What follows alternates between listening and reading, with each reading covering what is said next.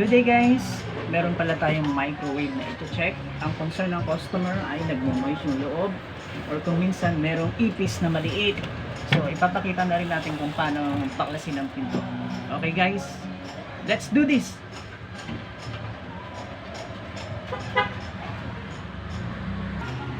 So yan guys, ito yung pinto niya. So may moisture yan sa loob. Ngayon babaklasin natin. Tatanggalin muna natin yung frame cover niya.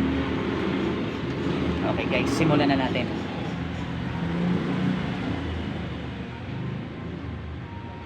Okay, kailangan natin ng open air kit. Much better na plastic para hindi ma-damage yung ating yung kanyang frame plastic. Okay, simulan natin dito.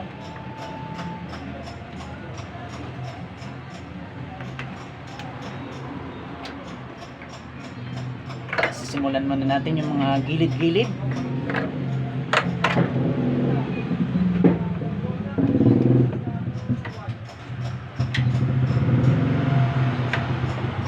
Okay.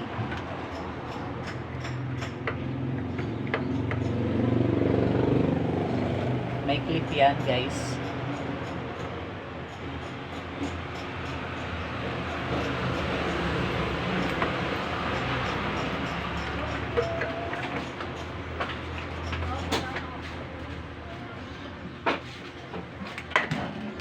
Ayan. Paikot.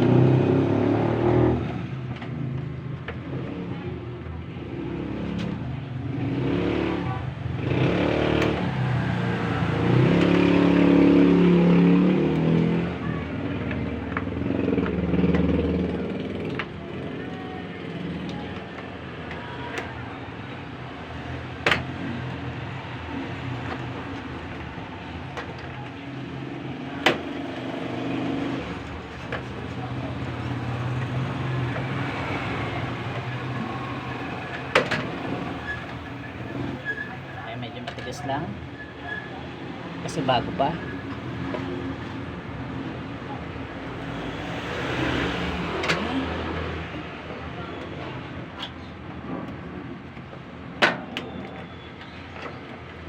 Isa na lang, isang clip na lang, bitaw ka na, parang relasyon. Okay, ayan, okay muna natin sa taas. Ngayon guys, may screw tayo dyan makikita.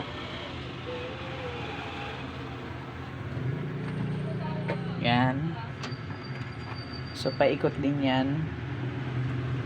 Tanggalin lang natin para matanggal yung glass. Okay guys.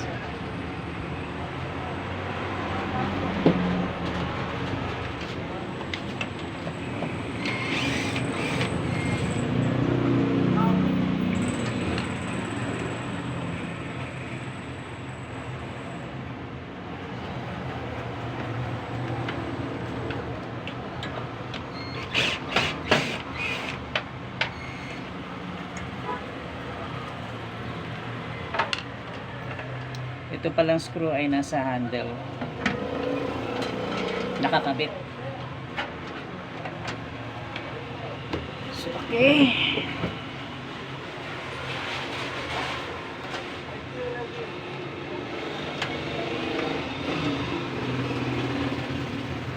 ito guys, clip din.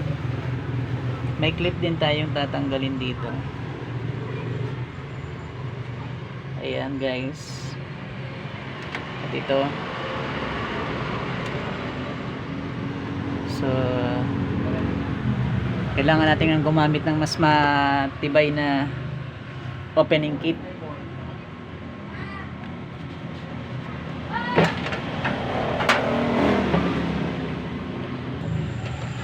Okay guys, gagamit tayo mas makapal.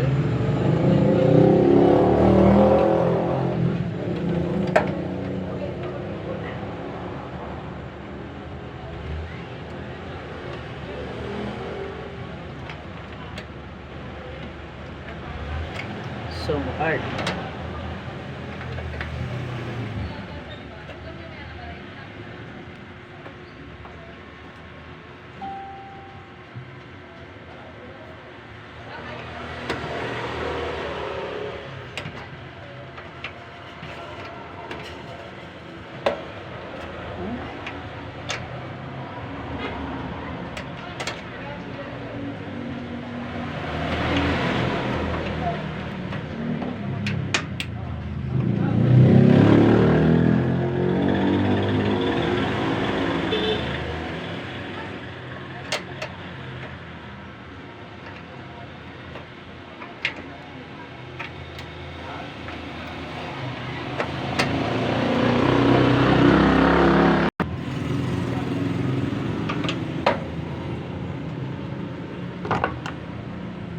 Matigas itong isang ito, tanggalin guys.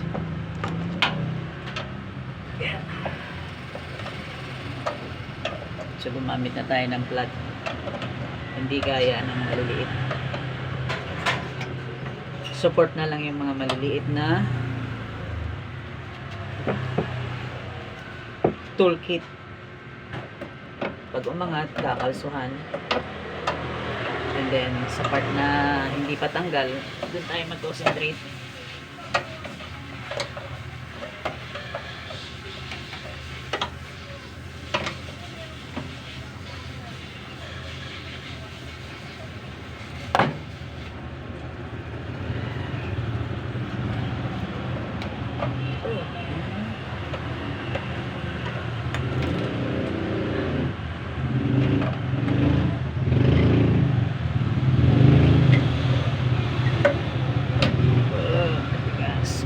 Malapit na.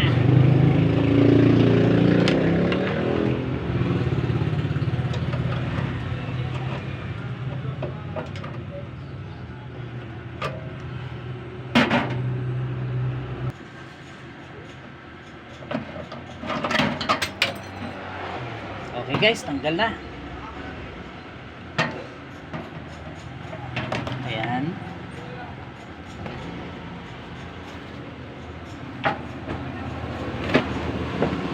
So ito yung nagmo-moist guys.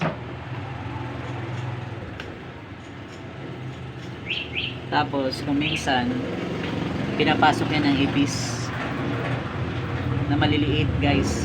Dito dumadaan sa exhaust, sa mga gilid na maliliit na butas guys dito. Normally ang nakakapasok na ipis dito ay maliliit. Dito na lang lumalaki kung minsan sa loob. So make sure na lilinisin natin yung loob ng microwave pagtapos gamitin. Yung mga residue nya, yung mga talsik-talsik, yan ang hinahabol ng mga ipis, insekto. Ngayon isusoli naman natin guys. Okay.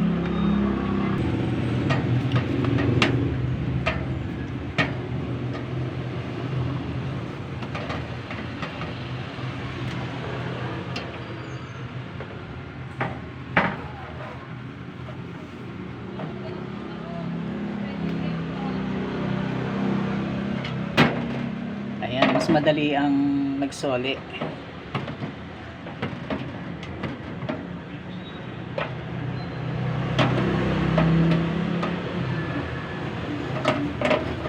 Okay lang, halos same procedure.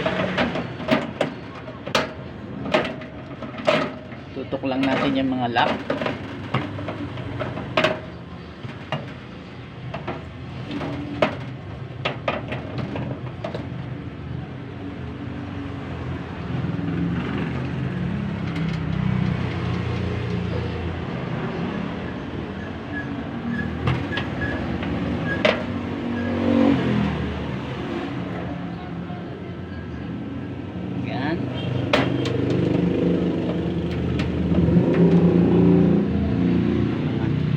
back pin niya guys. Yung mga back pin niya.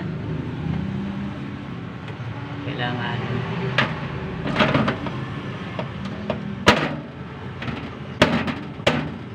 okay.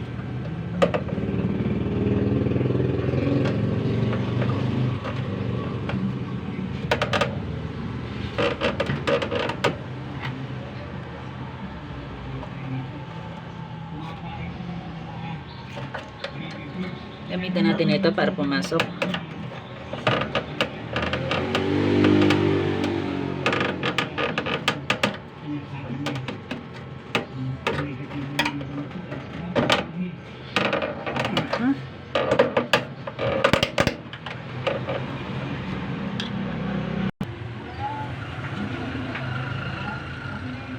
Kabit na natin ang screw.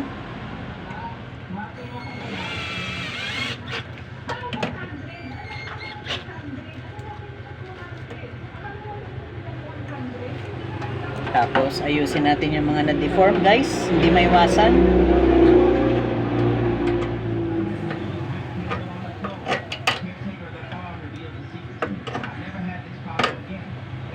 Mga part na na-deform. Ayusin lang natin.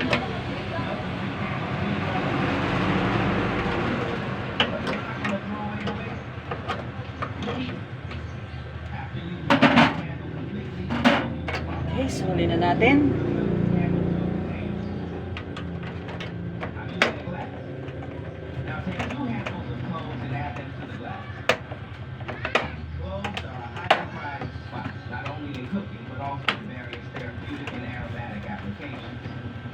Okay guys, let's do this!